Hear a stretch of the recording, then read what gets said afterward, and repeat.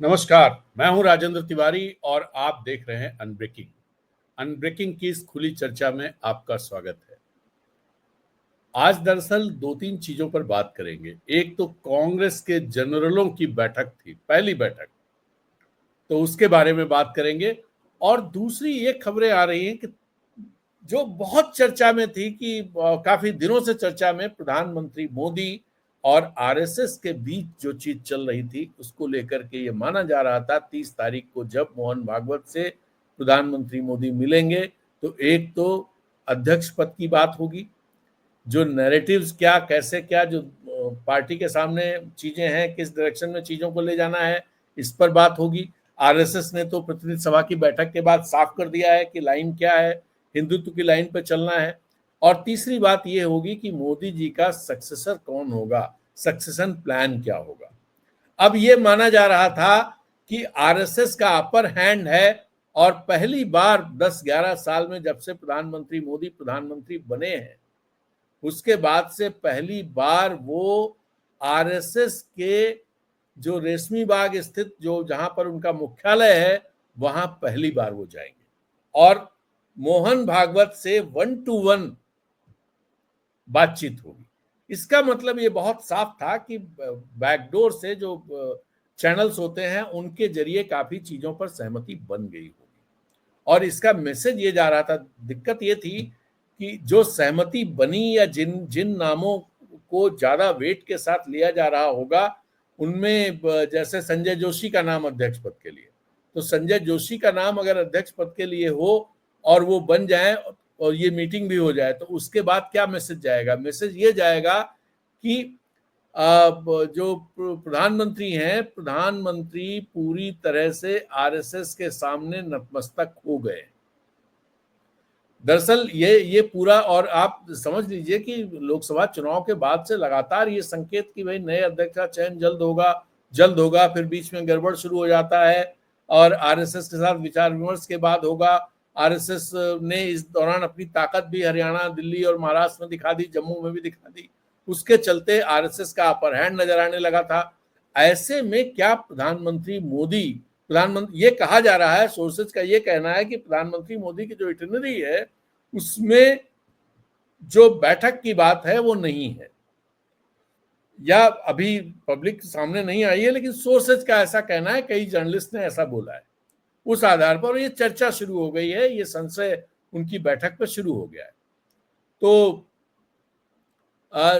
और मोहन भागवत और प्रधानमंत्री मोदी के बीच में लगातार आप देखिए कि लोकसभा चुनाव से पहले नड्डा जी ने जो बयान दिया था, इंटरव्यू दिया था इंडियन एक्सप्रेस को, उसके बाद से लगातार ये माना जा रहा था कि आरएसएस और भारतीय जनता पार्टी के शीर्ष नेतृत्व के बीच में दूरी बढ़ गई है। और जब नतीजे लोकसभा के इस तरह के आए तो उसके बाद मोहन भागवत काफी आक्रामक थे और वो काफी नसीहतें प्रधानमंत्री मोदी को दे रहे थे, भारतीय जनता पार्टी को दे रहे थे। वो ये भी बता रहे थे कि कैसे प्रतिपक्ष को सम्मान देना चाहिए, क्योंकि प्रतिपक्ष भी जो है वो जो स्टेट है उसका हिस्सा है और उनको सम्मान, उसको दुश्मन नहीं समझना चाहिए, उसको प्रतिपक्ष समझना चाहिए। तो ये, और इसके अलावा जो प्रधानमंत्री ने बोला था इलेक्शन के दौरान कि मैं बायोलॉजिकल नहीं हूं, उनको कहीं से ये ज्ञान आया कि भाई वो तो उन्हें किसी विशेष काम के लिए भेजा गया है, मतलब दैवी शक्तियों ने उनको भेजा है, तो उस पर भी उन्होंने तंज कसा था मोहन भागवत ने। ऐसी और इसके अलावा जो आरएसएस के जो मैगजीन्स हैं, पांचजन्य और ऑर्गेनाइजर, जो उनके अखबार हैं, माउथपीस हैं, वो अखबार भी लगातार ये बातें कर रहे थे और वो प्रधानमंत्री मोदी को नसीहतें दे रहे थे। लेकिन अब जो स्थिति बीच में इन चुनाव के बाद बनी, उसके बाद ये लगने लगा कि आरएसएस का अपर हैंड हो गया है और कहीं ना कहीं, जैसे महाराष्ट्र में देवेंद्र फडणवीस का मुख्यमंत्री बनना, अमित शाह नहीं चाहते थे कि देवेंद्र फडणवीस मुख्यमंत्री बने, लेकिन देवेंद्र फडणवीस मुख्यमंत्री बन गए। तो न सिर्फ चुनाव जीते बल्कि आरएसएस ने जिसे चाहा उसे मुख्यमंत्री भी बनवा दिया। तो एक तरह से अपनी ताकत का एहसास भारतीय जनता पार्टी को करा दिया और भारतीय जनता पार्टी को भी यह एहसास हो गया है कि अब सिर्फ मोदी जी के चेहरे पर चुनाव नहीं जीता जा सकता। आप पिछले 1-1.5 साल से जो चुनाव हुए हैं उन चुनाव पर अगर आप नजर डालें तो आपको पता चलेगा कि जहां पर प्रधानमंत्री मोदी के चेहरे पर चुनाव लड़ा गया, कर्नाटक में, तेलंगाना में, झारखंड में, उन सब जगहों पर चुनाव हार गए। तो ये अपने में एक एक कहानी कहती है ये बात। और इसके अलावा भारतीय जनता पार्टी का लोकसभा में वोट कम हो गया। वोट कम होना एक एक बड़ा संकेत है कि भाई राम मंदिर भी हुआ उस दौरान, इतना और इतना कम्युनल कैंपेन इससे पहले कभी नहीं हुआ। इसके बावजूद अगर भारतीय जनता पार्टी का वोट कम हो गया, भारतीय जनता पार्टी की सीटें कम हो गई, तो इसका अर्थ क्या निकाला जाए? इसका अर्थ तो यही निकाला जाएगा कि भारतीय जनता पार्टी की स्वीकार्यता, प्रधानमंत्री मोदी का जो जादू था कि मोदी है तो मुमकिन है, वो सब कहीं ना कहीं ढलान पे आ गया।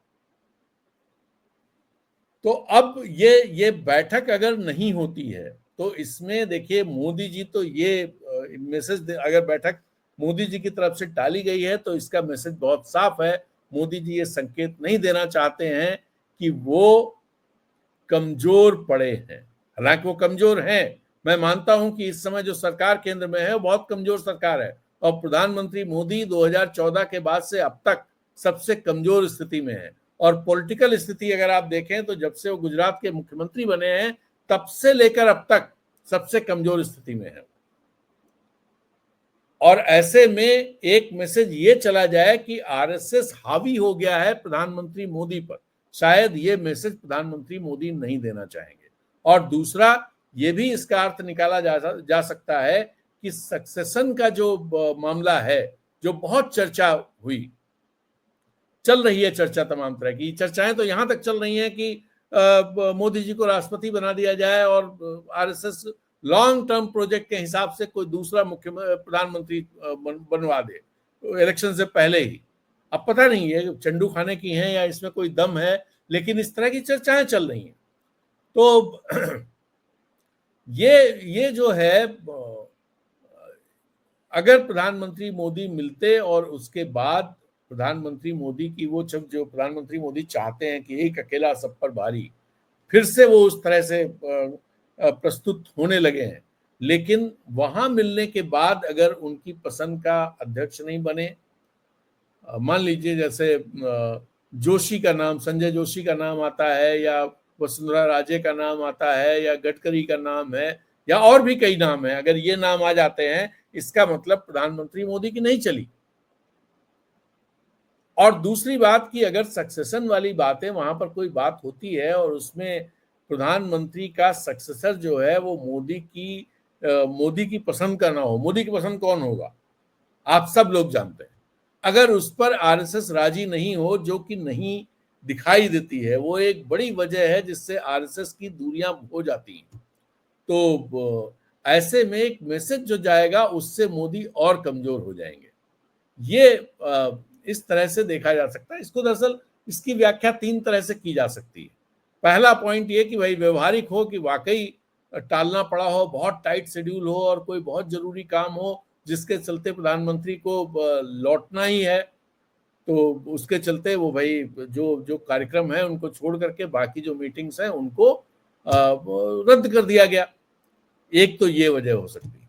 दूसरा ये वजह हो सकती है कि मोदी जानबूझकर आरएसएस को ये संदेश देना चाहते हो कि वे संगठन और सरकार पर अपनी पकड़ बनाए हुए हैं और उसमें किसी की वो सुनने वाले नहीं हैं, जैसा पहले थे वैसे ही अभी हैं। और ये भी जताना चाह सकती है कि आरएसएस की रिट उन पर नहीं चलती है। वो स्वतंत्र तरह से, मतलब आरएसएस के बिना भी प्रधानमंत्री मोदी वोटर्स को आकर्षित करने के लिए पर्याप्त हैं। ये एक मैसेज भी देना चाह रहे हो और आरएसएस को कहना चाह रहे हो कि भाई आप अपनी सीमाओं में रहिए, हम सरकार में हैं, हमारा कंट्रोल है पूरा, हम जैसे चाहेंगे वैसे चलाएंगे।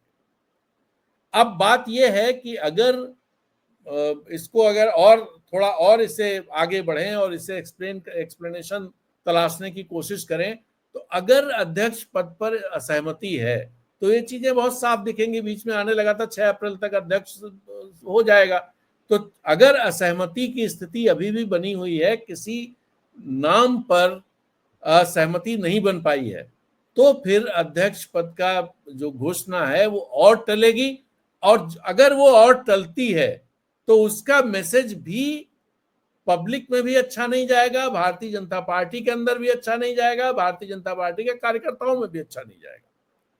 और दूसरा कि अगर सक्सेशन पर असहमति है और वो चीजें कहीं खुल गई कि भाई ऐसा कुछ है, तो पार्टी में जो बहुत सारे, जैसे राजनाथ सिंह अभी तो बिछे हुए नजर आते हैं, या चौहान अभी बिछे हुए नजर आते हैं, गडकरी जी कहीं दिखाई नहीं देते हैं एकदम से, और जैसे योगी जी लगातार कोशिश करते रहते हैं, अपने को प्रस्तुत करते रहते हैं दिल्ली के लिए कि बस अगली छलांग उनकी दिल्ली में ही आएगी। देवेंद्र फडणवीस हैं, ये लोग खुल करके फिर एक्टिव हो जाएंगे, और ऐसे में जो अमित शाह हैं उनके लिए बहुत मुश्किल हो जाएगी, क्योंकि अमित शाह खुद को सक्सेसर के तौर पर देखते हैं, और ऐसी स्थिति में सब बाय डिफॉल्ट फायदा जो मिलेगा वो इंडिया गठबंधन को मिलेगा। तो अब देखना है कि चीजें होती क्या है, किस तरह से चीजें सामने आती हैं। क्या ऐसा करने से मोदी की जो प्रभुत्व वाली छवि है, मोदी की एक अकेला सब पर भारी वाली छवि है वो, और जो अमित शाह की चाणक्य वाली छवि है, हालांकि चाणक्य वाला की कुछ है नहीं, जो छवि है वो छवि क्या बनेगी या दरक जाएगी, ये है एक मामला। और दूसरा ये, क्या आरएसएस को वो मजबूर कर पाएंगे कि जैसा मोदी जी चाहते हैं वैसा ही हो, या आरएसएस उसमें एकदम से हाथ खड़े कर देगा, नहीं, नथिंग डूइंग। अब ये बहुत, चलिए तो आज की बात यहीं समाप्त करते हैं, फिर मिलते हैं एक नए वीडियो में नई बात के साथ। और हाँ, यदि आपको हमारी बातचीत, ये कन्वर्सेशन, हमारी विश्लेषण, हमारी कमेंट्री अच्छी लगी तो कृपया इसे अपने सोशल मीडिया प्लेटफॉर्म पर शेयर जरूर करें, और हमारे चैनल अनब्रेकिंग को सब्सक्राइब करने के साथ साथ इसकी मेंबरशिप लीजिए। आप ऐसा करेंगे तो आप अनब्रेकिंग को ताकत देंगे और हमें अच्छा लगेगा। इसी के साथ इजाजत दीजिए। शुभ रात्रि, गुड नाइट, शब्बा खैर, नमस्कार, जय हिंद।